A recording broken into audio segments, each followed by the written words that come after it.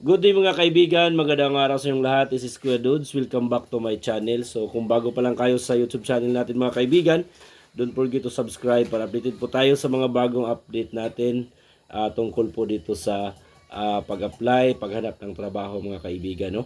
So ngayon, welcome sa ating mga bagong rider mga kaibigan na nakapasok through our referrals mga kaibigan. No? So makikita ko at alam ko kung sino yung nakapasok mga kaibigan dahil mag-reflect yan dito sa aking Foodpanda Rider account at makikita ko kung sino yung mga rider na nakakapasok mga kaibigan, kung ilan sila at kung kailan sila nakakapasok. So welcome dito po sa pagiging isang Foodpanda Rider at sana po ay ride safe po kayo at safety kayo makauwi sa inyong sa inyong bahay. Oo. So ako isang Foodpanda rider mga kaibigan simula 2022 at 2021. At ngayon po pag-usapan natin ang panibagong update sa Foodpanda mga kaibigan. Paano nga ba yung successful na application base po sa mga sinasabi ng mga bagong nakapag-apply mga kaibigan at sila po ay nagpapasalamat dahil po nakatulong po tayo through this YouTube channel mga kaibigan. Nagkakaroon sila ng magandang trabaho. So hindi man to trabaho na ikaw ay maging isang mayaman, pero dito sa Foodpanda mga kaibigan, sure talaga na mayroon kang pirang maiuwi tuwing hapon mga kaibigan. So ngayon, isi-share ko sa inyo itong mga importanteng mga bagay mga kaibigan. No? Paano nga ba ang magiging isang successful na pag-apply dito sa Foodpanda. So kung gusto niyo mag-apply mga kaibigan, no, sa comment section ilalagay ko yung link, kulay blue 'yon. Tapos i-click niyo lang 'yan mga kaibigan. At once na ma-click niyo 'yan, dadalhin kayo doon mismo sa website kung saan kayo mag-apply, kung saan niyo i-send ang mga requirements ni Foodpanda mga kaibigan para po na makapasok po kayo. At take note po mga kaibigan, dahil ito yung dahilan bakit maraming nare-reject. Ito yung dahilan bakit maraming hindi nag-proceed yung mga application, dahil nag-apply sila mga kaibigan tapos hindi kumpleto yung mga requirements nila. At pagkaraan ng ilang linggo na sila po yung makakakuha ng mga requirements, binabalikan nila yung link. At nangyari mga kaibigan, sinasabi na expired na yung link, expired na yung application nyo. So kailangan mga kaibigan, before kayo mag-apply ay kumpleto kayo ng mga requirements para isang bagsak lang makakapasok po kayo. So kagaya sa akin, hindi ko talaga tinatry na mag-apply hanggat hindi makumpleto yung mga requirements. At ano ba yung mga requirements dito sa video na ito? I-share ko sa inyo mga kaibigan yung mga requirements sa Foodpanda para makakapasok po kayo. Siyempre kailangan ni Foodpanda ng valid ID.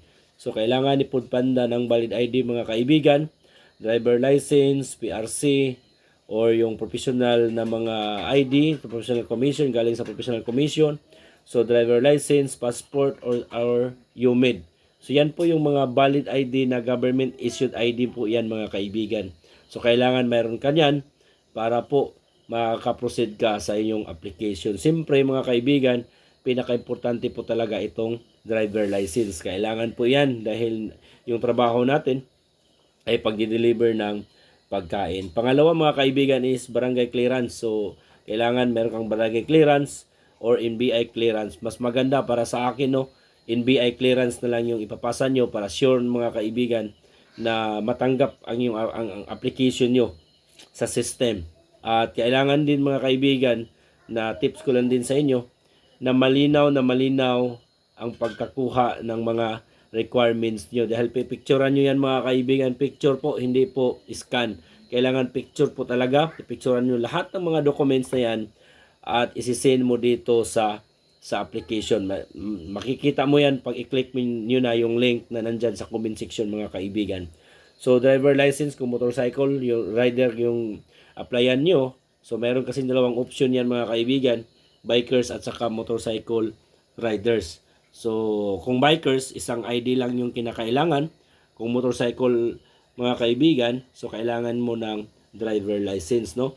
So motorcycle registration o RCR, so kailangan updated yung at CR ng motorcycle na ginagamit nyo.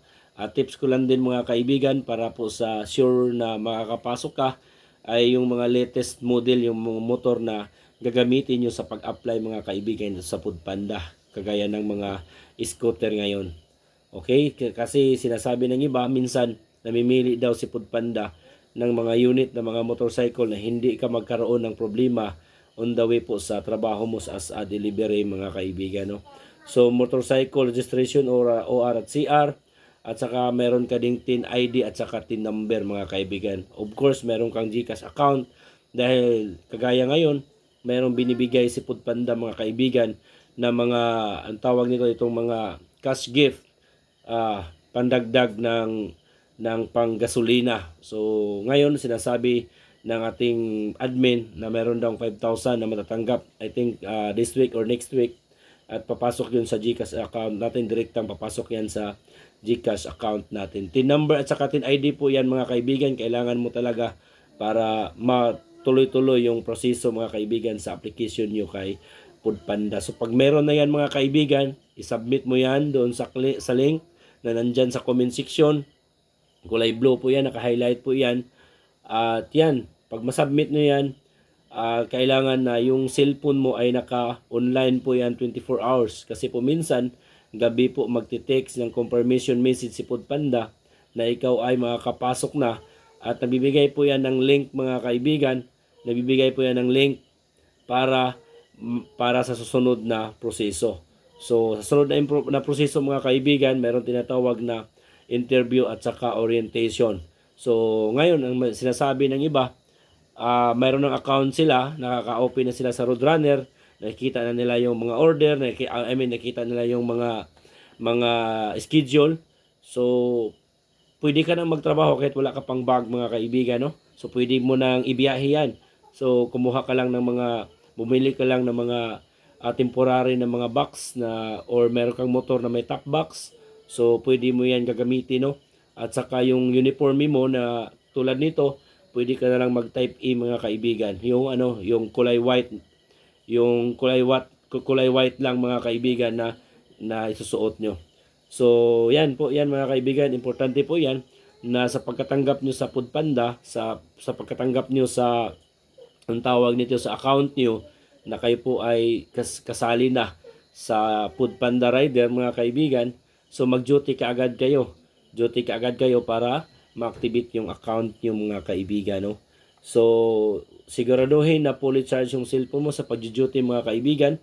Siguraduhin na fully charge yung cellphone at saka mayroon kang mobile data na hindi mag-i-expire sa kalagitnaan ng iyong duty.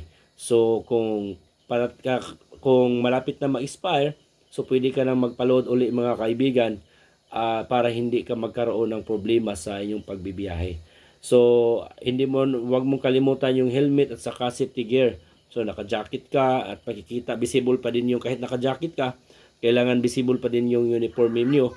Lalong-lalo na bago kayo sa Foodpanda mga kaibigan, at talagang hindi magtitiwala sa inyo ang mga vendor dahil bagong mukha o bagong rider.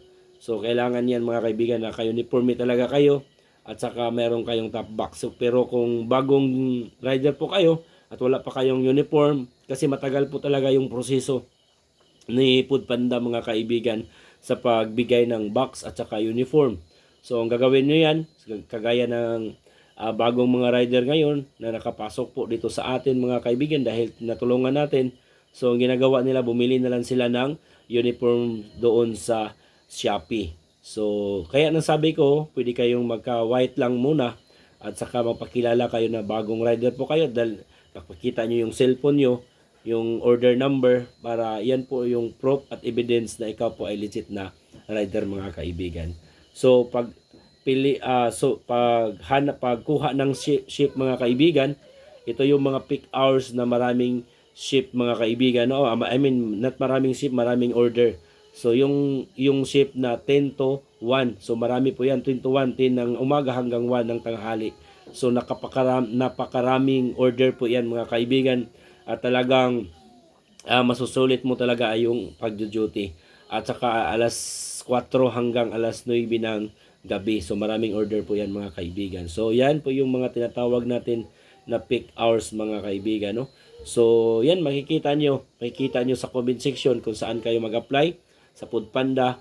At sana po in this video ay nakakatulong sa inyo mga kaibigan para po iwas rejection itong application. Don't forget mga kaibigan, no, na yung mga requirements mo nyo lahat ay kailangan na updated at bago at hindi expired. Kasi pag expired, pag check yan sa sa system, automatic mare-reject yan yung application nyo at yun yung problema dahil hindi na kayo maka-apply uli kahit kumuha pa kayo ng bagong requirements. So, don't forget to subscribe our channel mga kaibigan. This is Kuya Dudes.